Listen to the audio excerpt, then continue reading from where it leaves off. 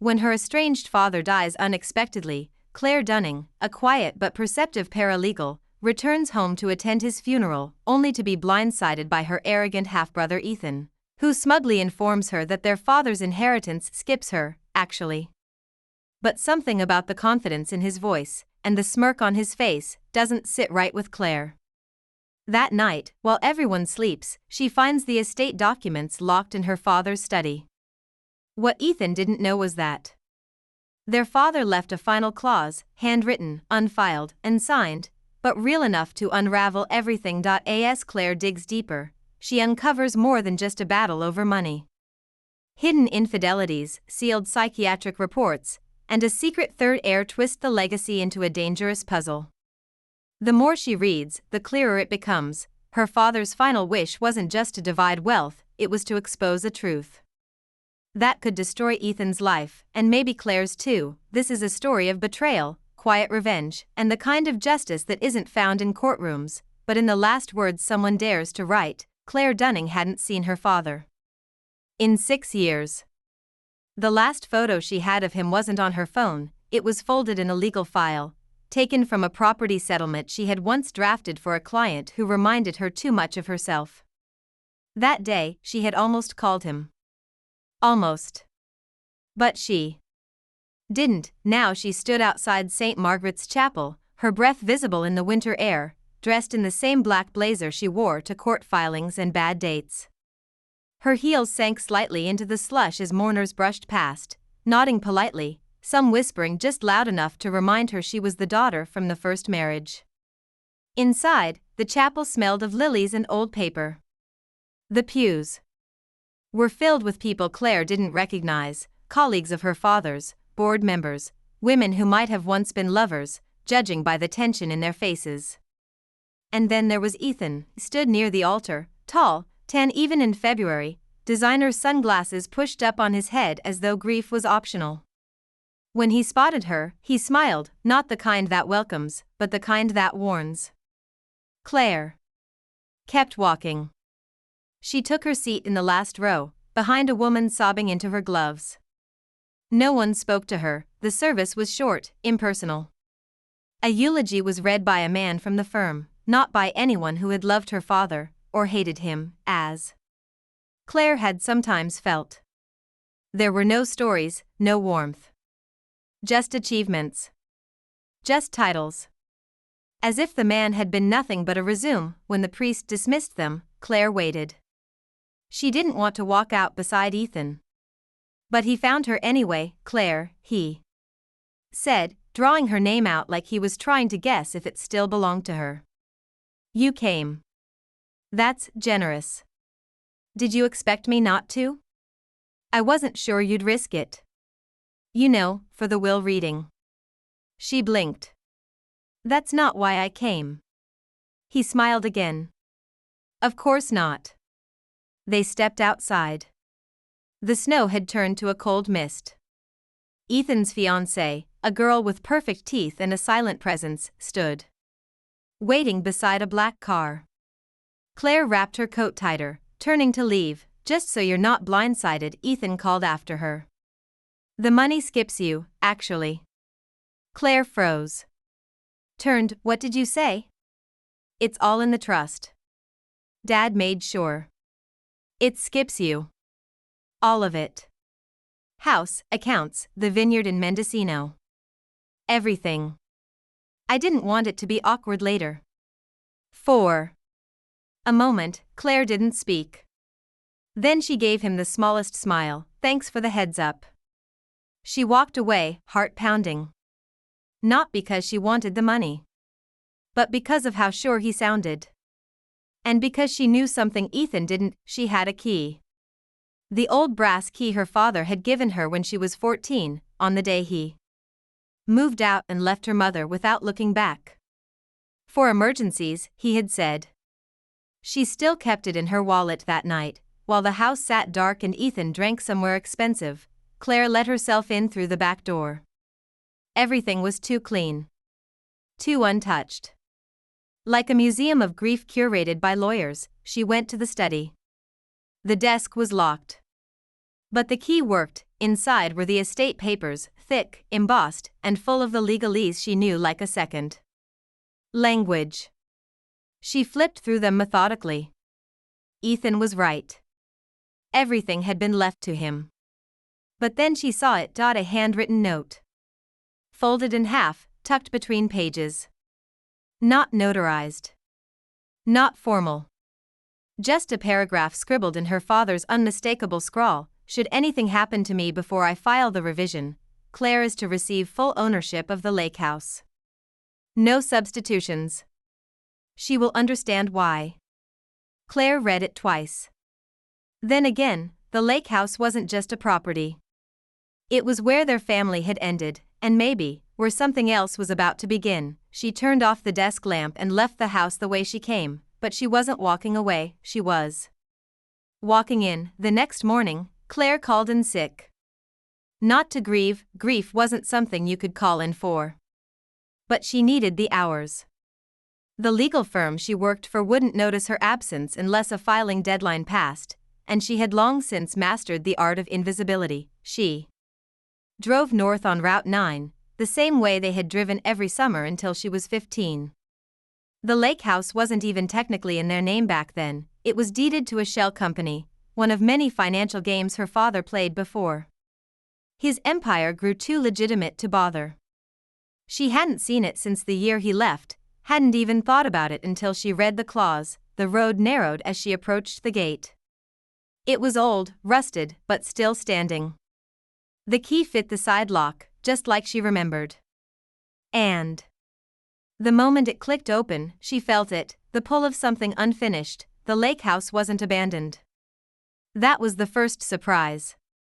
The porch light was on, the steps had been cleared of snow, and there were faint tire marks leading toward the side garage.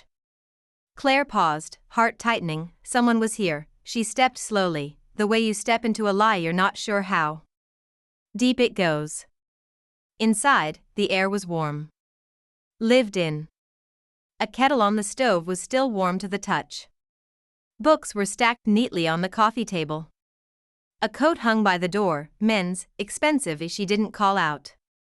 She listened, and then she heard it. A chair scraping upstairs. Claire's first instinct was to leave. To back out and call someone. But she didn't. She walked up the stairs, her hand grazing the banister, pulse loud in her ears. The door to the master bedroom was cracked open. Inside stood a man in his early 20s. Pale, wiry, startled. His eyes met hers, and for a second, neither of them moved. Who are you? She asked. Steady, he stared. Then slowly raised a piece of paper he'd been holding. I'm Thomas, he said. I live here. Claire blinked. No, you don't. This is my father's house. Thomas frowned. You mean Gregory Dunning? Yes. His face twisted with something between confusion and pity. He handed her the paper. It was another clause. Typed this time. Signed. Dated 3 months ago. In the event of my death, Thomas J. Raines shall retain exclusive tenancy at the lake house for no less than 18 months, as per our agreement. This clause supersedes any prior claims, including those made by immediate family, unless legally contested in court. Claire read it 3 times. What agreement? Thomas shrugged, visibly nervous. He said it was for privacy. That he needed someone here to keep it quiet. I helped him cleaning, organizing his files, helping him remember things. He was not well, sometimes. Claire's hands tightened. Her father had been sick? No one had told her. Not even Ethan. Especially not Ethan, and you never met his son, she asked. Thomas shook his head. I only met Mr. Dunning. He said he didn't trust the others. Claire wanted to laugh, but there was nothing funny about it. Her father had trusted a stranger over his own children. Unless he hadn't been a stranger at all, she turned sharply. Thomas, what was your relationship with him, really?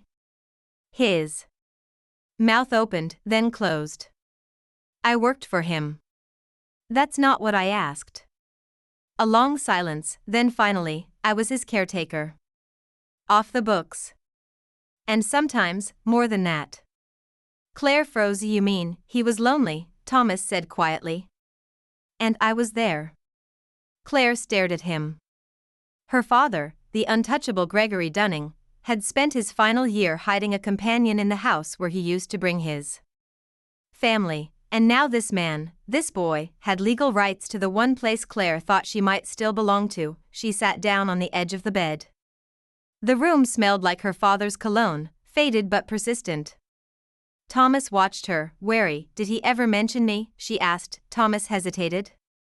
Then nodded. He said you were the only one who ever saw through him. Claire looked out the window. That wasn't a compliment, that was a warning. Claire didn't sleep that night. She stayed in the guest room of the lake house, staring at the ceiling, the sound of soft footsteps from Thomas's room drifting down the hall. She had questions, too many for one conversation. But she also had a feeling, sharp, clear, that her father hadn't just brought Thomas here for comfort. Gregory Dunning had always done everything with an agenda. In the morning, Thomas was already in the kitchen making coffee. He didn't speak at first, just slid a mug toward her like an apology. You said you helped him organize his files, Claire said after a sip. Thomas nodded. There's a cabinet in the back office. It's locked. I don't have the key. She didn't ask how he knew it was locked if he never tried to open it. Instead, she walked straight to the office at the end of the hall, a narrow room with built-in bookshelves and a dusty old desk. The cabinet sat beneath the window, steel rusted at the corners.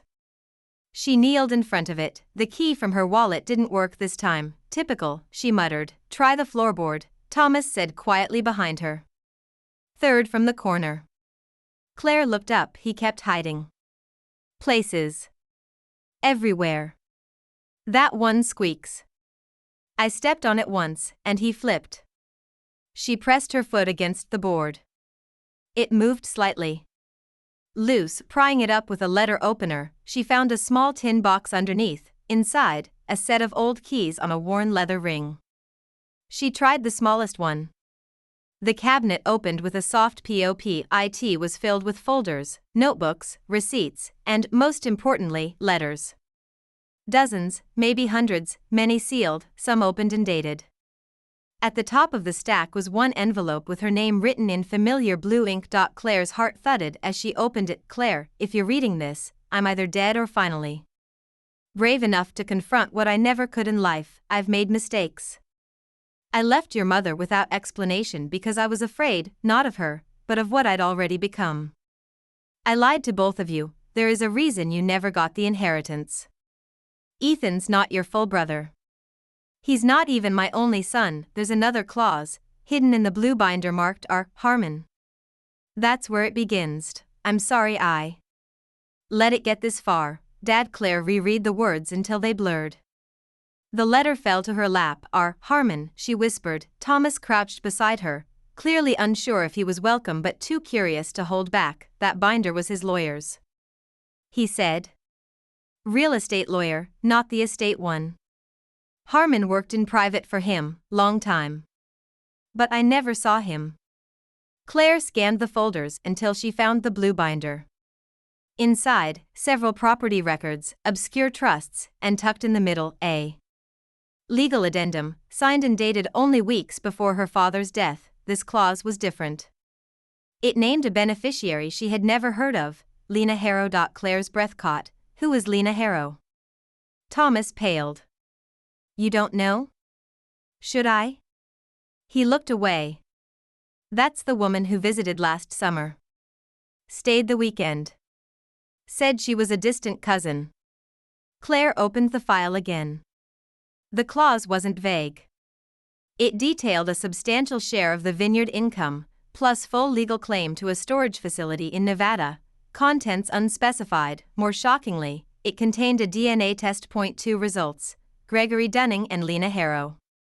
Match, 99.998% probability. Claire staggered back. She's his daughter, she whispered. Thomas didn't answer. Claire's mouth went dry. How old is she? Maybe 21. Tops. Which meant her father had started another family, in secret, decades after leaving Claire behind. And now, somehow, Lena had a piece of the estate that Ethan didn't even know about. But Claire did, and Ethan had already threatened her with that smug confidence only someone who thought they'd already won could carry. She stood up, binder in hand. I need to find her, she said. Thomas touched her arm. Are you sure that's safe? Claire looked him in the eye. Not even a little. But she knew one thing with absolute clarity. Lena Harrow wasn't in the will, she was behind it, and whatever her role had been in their father's life, Claire intended to find out whether she'd been daughter or weapon. Claire drove back to the city with the blue binder on the passenger seat like it might catch fire if she blinked. She didn't tell Thomas she was leaving. Didn't tell him when she'd be back. She just needed space, time to think, and most of all, to verify what she now knew. Her father had another daughter, and he had hidden her from everyone. Lena Harrow. The name echoed louder than anything Ethan had ever said. It wasn't the betrayal that stung Claire most, it was the precision of it. Her father hadn't just abandoned her. He had replaced her, and then built a new secret family inside a trust he never expected anyone to read this closely. She pulled into a coffee shop near downtown, not because she wanted caffeine, but because she needed to sit somewhere anonymous. Somewhere real. Her laptop flickered to life on the table. She typed Lena Harrow plus Gregory Dunning into a search bar. Nothing relevant. Then she added DNA Trust Nevada and finally, Harrow Vineyard Mendocino. That's where she found it. A small business registry from 2 years earlier. One co-owner listed, Lena Harrow, age 20, legal guardian Gregory Dunning. She wasn't a ghost. She was on paper. Claire leaned back.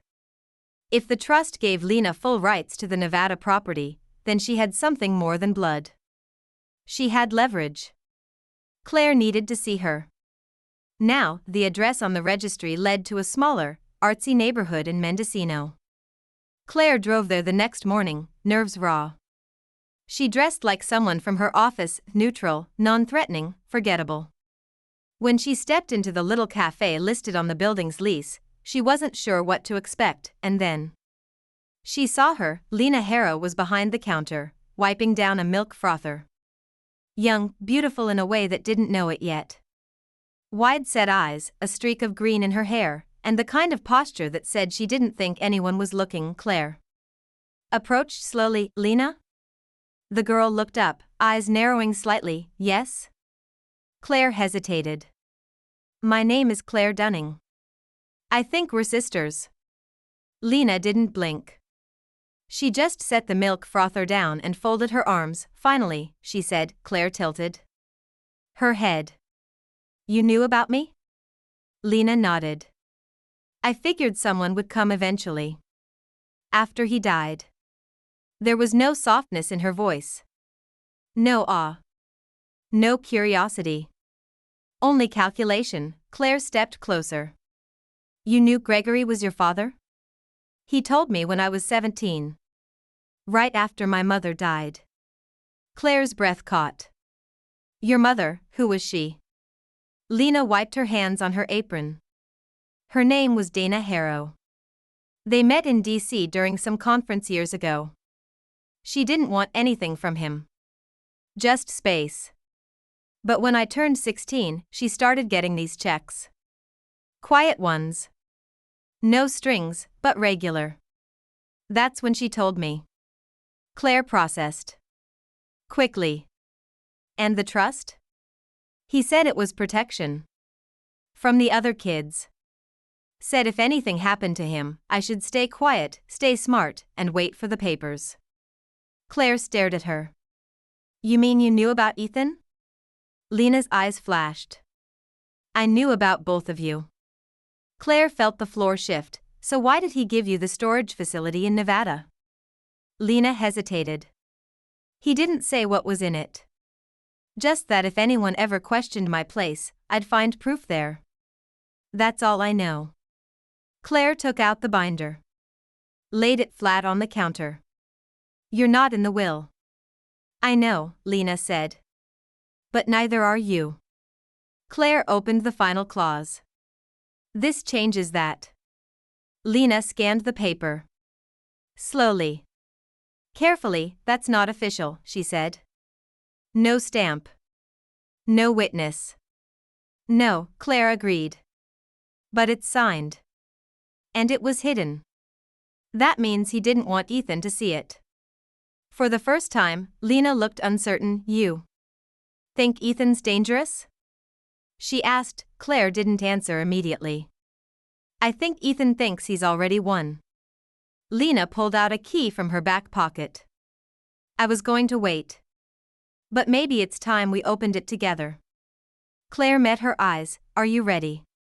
For what's in there? Lena swallowed. Are you? The drive to Nevada would take 6 hours.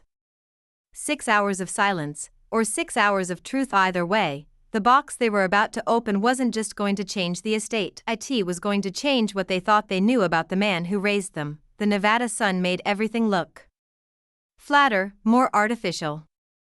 Claire hated the way it lit up the dust on her dashboard, the way it made the mountains feel farther away. She hadn't slept more than 4 hours since the funeral, and her body felt like it was running on old wires. And spite. Lena sat beside her, staring out the window, silent most of the drive except for one question, asked hours ago and never answered. Do you think he ever loved us? Claire hadn't said anything. Because the truth was crueler than silence. The storage facility looked like a row of decaying teeth, rusted units lined up under a blinking security camera and an automated gate that screeched open too slowly. Claire parked close. The heat was already crawling under her collar.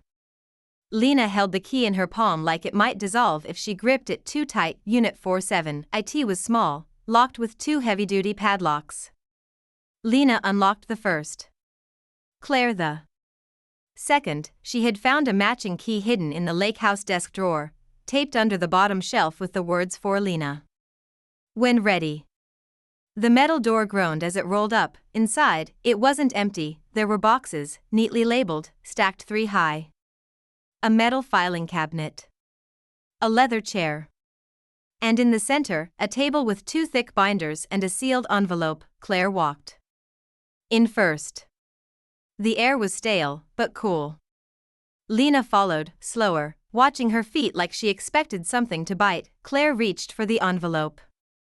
It had one word on it, TRUTH. She tore it open. Inside were photographs. Dozens of them. Some black and white. Most recent. The first showed their father with a woman Claire didn't recognize, tall, severe, standing in front of a courthouse. The back of the photo was labeled, Sarah Voss. 1992, the beginning of it. Claire pulled out another. Her father, sitting at a table, signing what appeared to be a check. Across from him, Ethan. Younger, maybe 17. A girl stood in the background. Claire's breath caught. That's not me, she whispered. Lena looked closer. Who is it? I don't know, Claire said. But that photo is from the year he left. The photos painted a sequence of secrets. Wire transfers to unknown names. Medical records. And then, what made Claire drop? The folder entirely, a manila file marked Dunning vs. Dunning, sealed. Lena picked it up. It's a case file, she murmured. He sued someone. Or they sued him. Claire opened it. There, in crisp legal type, was the petition, Gregory Dunning vs. Catherine Dunning. Filed 1993. Basis, parental fraud and misrepresentation. Claire went cold. Catherine Dunning is my mother. Lena stood still. Parental fraud? Claire's hands shook as she read. The case alleged that Catherine had concealed the true paternity of a child, Claire, from Gregory for years, and that he had filed to legally sever any claim or obligation. Once DNA proved he was not the biological father, she stepped back, unable to breathe. Lena touched her arm. Claire, no, Claire said. No, she dropped the file. stumbling back against the wall, the claws. The skipped inheritance. The bitterness in his voice every time he mentioned her mother. It wasn't just abandonment. It was erasure. He wasn't my father, Claire whispered. Lena's face paled. But he raised you. Claire laughed, hollow. He paid for my school. Sure. But after the test, after this, he changed his will. Cut me out. All of it makes sense now. She sank into the leather chair. He knew. He always knew. Lena was quiet for a long time. Then she said, but he kept the lake house clause. Claire looked up. He left it to you. That wasn't legal either, but he did it. Claire's eyes burned. Because that's where it ended. That's where he left me. Maybe that was his idea of closure. They sat in silence for a long time, then Lena spoke again, voice low. There's one more thing. She pointed to the corner. A locked chest. Wooden. Heavy. Claire stood, walked to it, pulled it open. Inside were videotapes. Labeled only by date, the most recent read, December 14th, for Claire. She picked it up. It was a small, digital tape, something you needed the right camera for. Claire turned to Lena. Do you think he knew we'd find this? Lena didn't answer, because the camera to play it was already sitting on the table, battery charged, and Gregory Dunning's last message was waiting. The moment Claire pressed play, silence settled like a held breath. The camera whirred, the screen flickered, and then Gregory Dunning appeared, older than she remembered, eyes sunken, seated in what looked like the lake house study. He didn't look sick, but he didn't look well. He looked like someone who had been waiting to die for a long time. He didn't introduce himself, just started talking. If you're watching this, Claire, then you found the clause. And you've probably figured out what I never had the decency to tell you. I'm not your father. Not by blood. Not legally, anymore. I filed that away a long time ago. Claire didn't blink. Lena stood behind her, frozen. Gregory continued, but that's not the reason I left you out of the will. I left you out because you were the only one who never needed it. You built a life in spite of me. Not because of me. And I didn't want to poison what you had with my money. He paused. Took a breath. I don't expect forgiveness. I wouldn't give it either, in your position. But I left the lake house to you because it's where you saw me for who I was. That's the place where you stopped calling me Dad. And started calling me Gregory in your diary. I read it. I shouldn't have. But I did. Claire's throat tightened. I've done things, Claire. Things that Ethan doesn't know about. Things Lena might suspect. That storage unit holds some of it, but not all. The Nevada property, there's a safe deposit box in the adjacent building. Lena has the code. She'll know when it's time. On screen, he leaned forward. You were right not to trust me. And if Ethan tries to come for you, he will. Don't fight him the way I did. Use the clause. Use the story. Use everything. The truth is the only thing he can't afford. The tape ended there. Claire didn't move. For several long seconds. There was nothing but the sound of the tape rewinding, like it wanted to undo what had just been said. Lena stepped forward and turned it off. He was scared, she said softly. No, Claire said. He was finally honest. She stood, hands trembling slightly, the letter, the clause, the lawsuit, all of it spiraling in her mind. The truth had landed like a wrecking ball, and yet somehow, it made everything clearer. Her place. Her power. Her past. She turned to Lena. What's in the deposit box? I don't know, Lena said. He only told me the code a week before he died. Claire nodded. Then we go next. Today. But before they could leave, Claire's phone buzzed. A number she didn't recognize. She hesitated. Answered, Claire Dunning? Yes. This is Officer Reyes, Mendocino PD. We need to ask you a few questions. Claire tensed. About what? Your brother Ethan filed a report. He says you've been trespassing at the lake house and interfering with estate documents.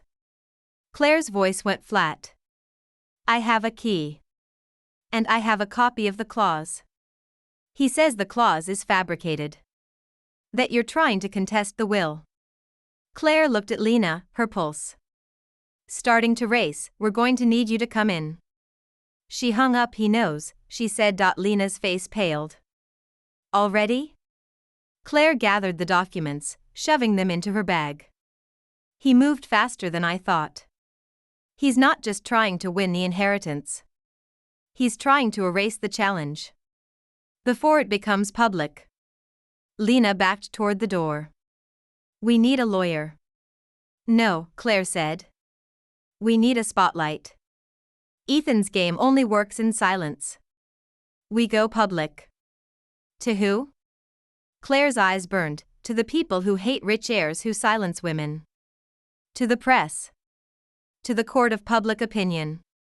And in that moment, Claire realized something she hadn't dared admit until now. She didn't want the money, she wanted the story, the one Ethan never saw coming. Claire didn't sleep again.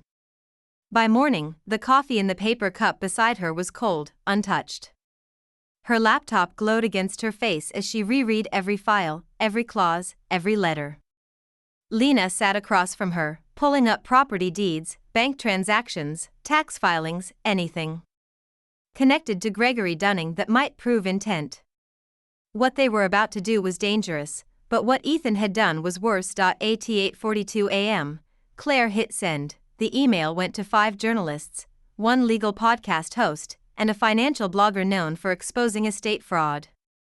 Attached were copies of the handwritten clause, the sealed case between Gregory and Catherine, the DNA result naming Lena, and the final videotaped confession. Why 11 a.m., 2 of them had already replied. Why noon, 1 had published Hidden Daughter. Hidden clause, Gregory Dunning's estate faces new claims. Lena watched the views tick upward, jaw tight. He's going to come after us, she said. He already has, Claire replied. At 2:15 p.m., Claire's phone rang again, this time. She answered on speaker. Miss Dunning, this is Alexander Trent. I represent Ethan Dunning. Claire's spine straightened. Go on. We're filing an emergency injunction to block the publication of any further claims regarding the Dunning estate. You've released confidential materials. What you've done constitutes defamation and may violate probate protocol. Claire didn't flinch. The clause exists. The evidence exists. If Ethan wants to challenge the truth, he can do it in court. There was a pause. Then a shift in tone. Miss Dunning. Claire. I've seen the clause. I've also seen the lawsuit. Ethan hadn't. Claire blinked. What? He didn't know your father sued your mother. Didn't know you were excluded on those grounds. It was sealed. Gregory never told him. Claire stared at the screen. So now he thinks I'm a fraud? He thinks he doesn't know who his father was. The call ended. Claire sat back, breath shallow. Lena spoke first. You just detonated his identity. Claire whispered, good. At 4 p.m., the Lake House voicemail was full of messages from reporters, legal clerks, Dunning's Vineyard investors. The story was out. And Claire knew the next move had to be bigger. She opened the folder labeled Harrow, Transfer. Inside was a photo of Gregory and Lena's mother at the Nevada facility. Behind them, on the wall, was a painting. Claire frowned. It wasn't the painting that caught her, it was the signature. Subtle, in the bottom right corner, R.H.R. Harmon. The real estate lawyer. She pulled up the archived contracts Lena had scanned from the storage unit. There it was again, his signature on 4 of the 5 key transfers, and one more she hadn't noticed. A clause marked alternate beneficiary, Ethan Dunning, void if clause be activated. Clause B. Claire searched the digital files. There. An addendum to Gregory's original will, triggered only upon the discovery of deceptive estate behavior, coercion, or threat. If Ethan made any move against another heir, his entire inheritance could be frozen. Gregory had left a failsafe. Claire laughed. A short, bitter sound. He thought of everything, she murmured. Lena narrowed her eyes. Then why didn't he just tell us? Because he knew we'd only believe it when we found it ourselves. Claire took a breath. They had what they needed. But now came the final question. Would they settle behind closed doors, or burn it down in court? Her phone buzzed again. A private number. She answered. Claire. It's Ethan. She froze. You win, he said. Name your terms. Claire didn't answer right away. She watched Lena watching her, then she said, meet me at the lake house. Tomorrow. Noon. Why? Because it's time you read the clause. And this time, he wouldn't be able to ignore it. Noon came heavy with heat. The lake house stood still, sun pooling on the porch, the air thick with the kind of silence that holds its breath. Claire had arrived early. She wanted to feel the place before Ethan brought his entitlement through the door one last time. Lena was already there, seated on the arm of the old sofa, one leg tucked beneath her, a copy of the binder in her lap. The folder marked alternate beneficiary sat on the table beside them. No weapons. Just truth. And maybe, finally, justice. At 12:03 p.m., Ethan pulled up. He stepped out of the car dressed like someone preparing for a photo shoot, pressed shirt, dark sunglasses, leather shoes unsuited for gravel. But his confidence was thinner than before. Claire could see it in the way his eyes scanned the porch, as if unsure what had already slipped out of his control. She opened the door before he could knock. Come in, she said. He paused.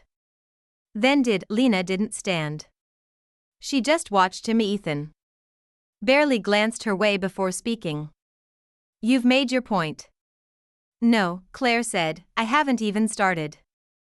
She placed the binder in front of him and flipped it open. This is Clause B.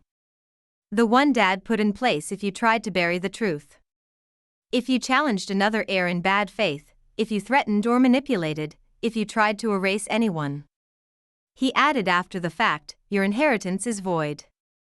Ethan stared at the page, unreadable. Claire continued. The clause was triggered the moment you filed the injunction. You leaked confidential family records, he said flatly. No. She said, I exposed a lie. And I gave you the chance to confront it here, before the court does. Ethan's jaw tightened. He flipped through the file, the DNA test. The sealed lawsuit. The Nevada records. The final message from Gregory. And at the bottom, the legal memo. Signed by R. Harmon, outlining enforcement of Clause B. So what? He said slowly. You get the vineyard? No, Claire said. No one does. He looked up. I'm dissolving it, she said. Ethan's face went slack. You can't. I can, she interrupted. Lena and I control the storage trust, and the lake house clause grants me legal footing. With those in Harmon's files, we can move to suspend the estate and transfer assets into a public fund. I've already filed the first motion. Ethan stood. This is revenge. Claire stood, too. No. This is math. You tried to erase people. And in doing so, you erased your own claim. He was quiet then. Truly quiet for the first time in years. Claire stepped closer. You inherited Dad's ego. Not his strategy. Ethan stared at her. Then looked at Lena. And you? He asked. Lena met his gaze. I just want my mother's name cleared. And to never see you again. He looked like he wanted to say something else. But he didn't. He walked out. The door clicked shut behind him. Lena exhaled. Claire sank into the chair across from her. Do you think he'll fight it? Lena asked. Claire shook her head. He's already lost the thing he cares about most, his image. The two of them sat in the quiet for a long time. Later that week, the clause went viral. Podcasters dissected it. Lawyers debated its enforceability. People online began writing messages to Claire and Lena, sharing their own family betrayals, their hidden wills, their rewritten pasts. Claire never replied to any of them. But she read every one, because the money skipped her, yes, but not the story, and in the end, it was the story that changed everything.